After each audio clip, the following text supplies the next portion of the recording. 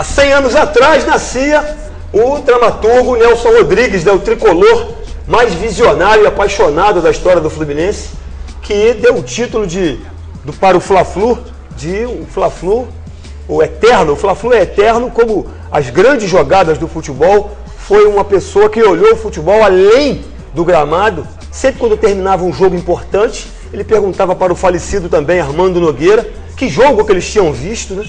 Porque geralmente ele não via o jogo com o olhar das outras pessoas, com o olhar do óbvio, né? Ele, que era míope, sempre enxergava alguma coisa mágica no jogo de futebol, levando alguma coisa para a eternidade. Só para exemplificar, né, para quem tem mais de 60 anos aí, para quem é pesquisador de futebol, uma passagem no Maracanã, que ficou eternizada por uma crônica de Nelson Rodrigues, foi quando o Garrincha, né, que era a alegria do povo, sentou no banco de reserva no jogo da Seleção Brasileira no Maracanã, um jogador chamado Julinho Botelho, que era um excelente jogador, que entrou de titular, e o Garrincha no banco de reserva, e a torcida vaiou durante 45 minutos Julinho Botelho.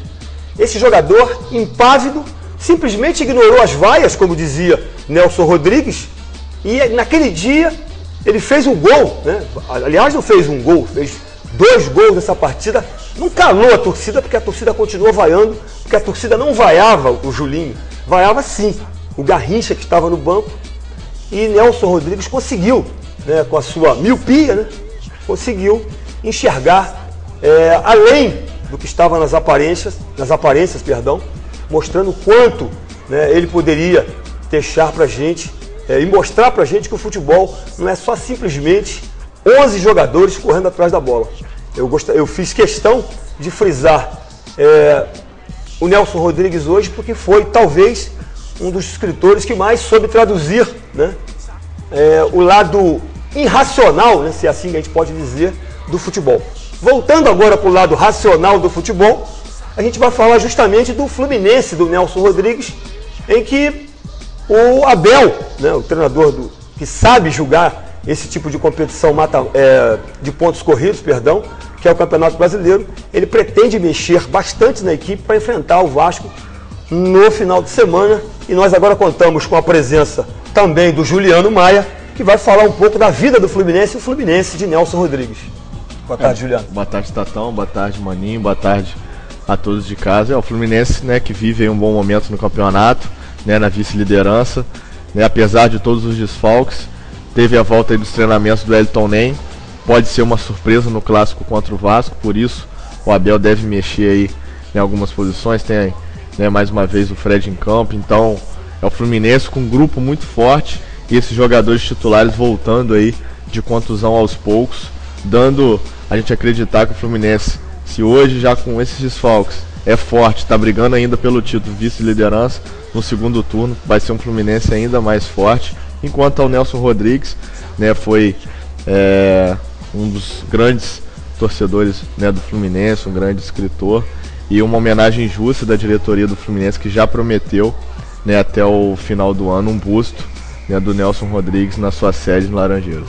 Maninho, você que é um cara experiente aí, uma vivência larga no futebol, o futebol tem umas frases que diz que tem time que está se ganhando não se mexe, né? O próprio Juliano falou aqui, e eu também coloquei aqui para o pessoal de casa, que o time do Fluminense está ganhando, mas o Abel vai mexer no time. Futebol também não tem algumas coisas que você não pode levar o pé da letra? Time que está ganhando também se mexe, Maninho? Então, o Abel, ele sempre gosta de aprender uma surpresa, certo? E o Fluminense, o elenco do Fluminense realmente excelente, mas ele tem o Fred, o Hélio está voltando agora, são jogadores titulares, né? E apesar de tudo, eu acho que o Abel vai mexer. Pelo que eu conheço o Abel, pelo que nós conhecemos. Até porque tem elenco para mexer, né? É para mexer, aí é fácil. O banco precisou, olha o banco lá, entra. Tem o Fred voltando, o Elton Nem. O Elton Nem, certo? E outro que, eu esqueci o momento, centroavante, que disputou a Copa Juniores, né? Samuel, né? Também. O elenco Fluminense é realmente excelente. E falar em Fluminense hoje pela Taça BH, né, que é a competição, uma das mais importantes, como a Taça São Paulo de Juniores, o Fluminense enfrenta o Internacional também. A gente vai fechando o Fluminense. A gente estava falando de mudanças aqui. Se você em casa quer fazer mudança também aí na sua casa, fazer aquela obra, aquela mexida, escute o recado da Zaqueu. A Zaqueu Arquitetura e Construção é uma empresa consolidada em excelência e profissionalismo, em mais de 10 anos de experiência nos ramos da construção civil. Com sua sede em Três Rios, ela atua com uma completa estrutura, que entende cada novo trabalho como uma oportunidade de transformar positivamente a qualidade do espaço construído e realizar de maneira objetiva as expectativas dos clientes. Mais informações, Rua Domingos dos Anjos, 155 Centro. Telefone 2252-3229 e 2255-2936. Zaqueu, Arquitetura e Construção.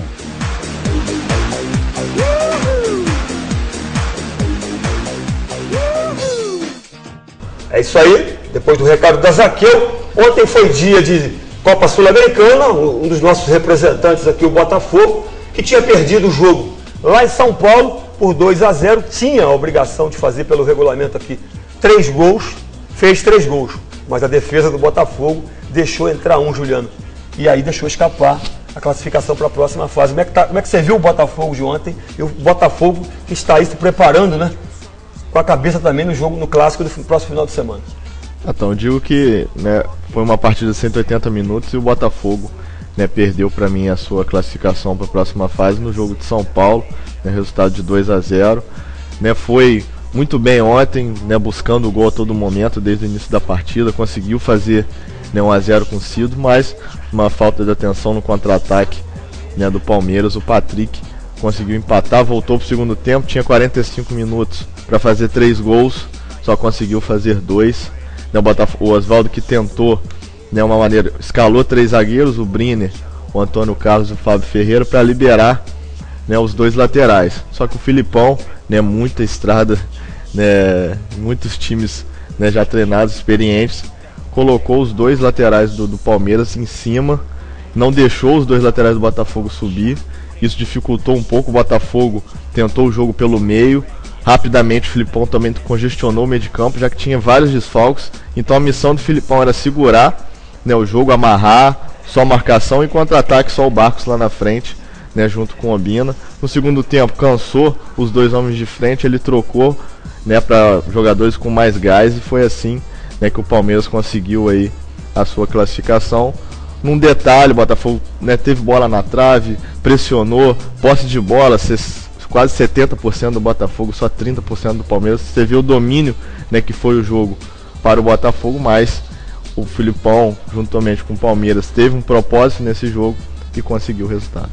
O Botafogo jogou ontem com 3 zagueiros, né? Disse hoje o treinador Oswaldo Oliveira que contra o Flamengo volta ao esquema de 2 zagueiros. Te agradou ontem? Foi uma circunstância de ter que expor mais um time, expulsar mais os laterais, empurrar mais para frente? Como é que você vê essa mudança, essa flexibilidade aí do Botafogo em relação a ontem? É o que a gente pode ver contra o Flamengo no próximo final de semana.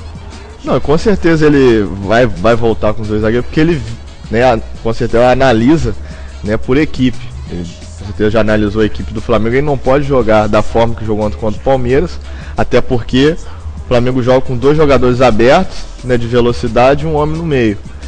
Então ele não pode, os laterais deles vão ficar com 2 pontas nas suas costas. Então ele sabe dessa dificuldade, por isso volta com dois zagueiros, e com certeza vai colocar mais um cabeça de área para cobrir, né, os laterais. Sobe um de cada vez, porque o Flamengo, um dos pontos fortes hoje desse time do Dorival, é os jogadores de velocidade, o Tomás pela esquerda e o Negueba pela direita, e que eles revezam, dificultando a marcação. Por isso essa preocupação do Oswaldo Oliveira. Antes de falar do Vasco, que é o próximo clube carioca na nossa pauta aqui, eu gostaria de fazer uma pausazinha para a gente falar de credibilidade no futebol. E ela acaba passando pela questão do árbitro, o Maninho e o Juliano. Nós temos mudanças aí no quadro, no comando, lá em cima da arbitragem a nível nacional, né? O coronel agora Aristeu, que era porta-voz da PM, agora que já foi bandeirinha, inclusive bandeirou, foi bandeirinha da FIFA, né? Ele trabalhou na Copa do Mundo de 2006 em 2 partidas. Ele agora é o novo comandante, né? Eu faço uma pergunta para vocês. A arbitragem aqui no Brasil é caso de polícia mesmo, Juliano? Eu acho que a arbitragem no Brasil é algo muito mais relevante. Eu acho que, né, caso de estudo, de seminários, né, para profissionalizar essa profissão, eu não concordo com esse tipo de...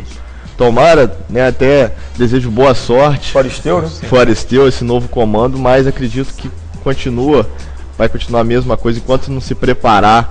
Foresteu teve experiência como bandeirinha, mas tem como profissão policial. Então ele não se preparou para estar no cargo que está hoje, controlando a comissão de arbitragem do Brasil. E aí, Maninho? Eu concordo com o Juliano, certo? Vamos desejar muita felicidade, boa sorte para o Coronel, mas eu acho também que tem que profissionalizar os árbitros de bandeirinha. Tem que começar. É muito complicado você bandeirar um jogo, a decisão que você tem tomado, entendeu? Ainda mais hoje com televisão, né? Em cima ali, a câmera em cima, fica mais complicado ainda. A gente vai fechando com o Vasco, né, Juliano? Como é que tá o Vasco aí para enfrentar o Fluminense aí? Nós falamos aqui com o Abel, estava preparando mudanças. Isso aí são mudanças mesmo ou não está querendo deixar com que o Cristóvão organize o seu time do outro lado? O Vasco aí que teve uma semana cheia para trabalhar, assim como o Fluminense, né, o Cristóvão tentando acertar aí, né, os erros que foram cometidos nos últimos jogos. O Vasco que não vive, né, um bom momento, caiu um pouco, estava lá no topo, mas ainda é uma excelente equipe.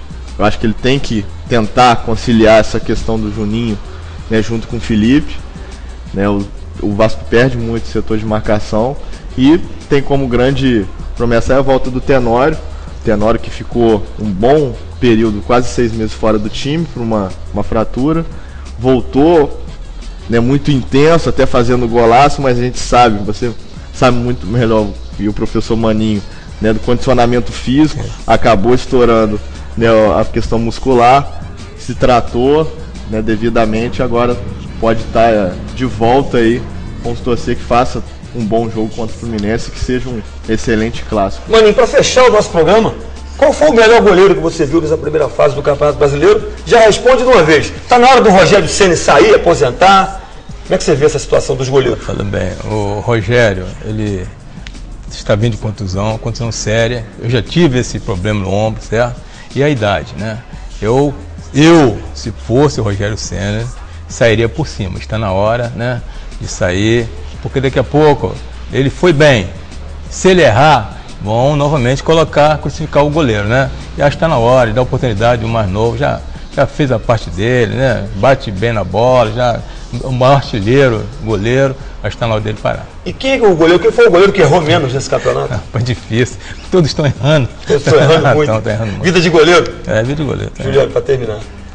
Terminar, daqui a pouco o Mano Menezes convoca, né? Solta aí a lista dos 2 amistosos, né, que faltam para o Brasil, né, nesse ano contra a África do Sul e a China.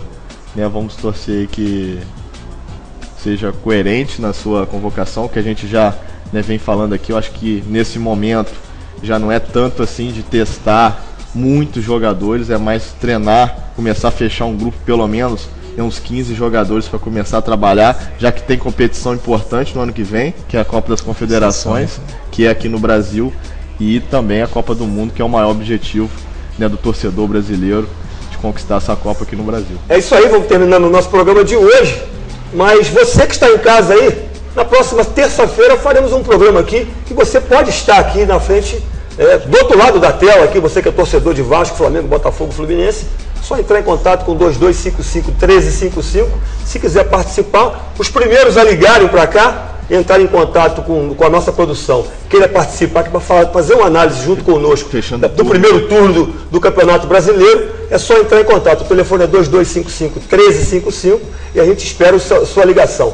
Muito obrigado, Juliano, muito obrigado, Maninho, a você de casa também pela companhia. TV3, qualidade você vê aqui. Tchau. Saculeja, SD Samba.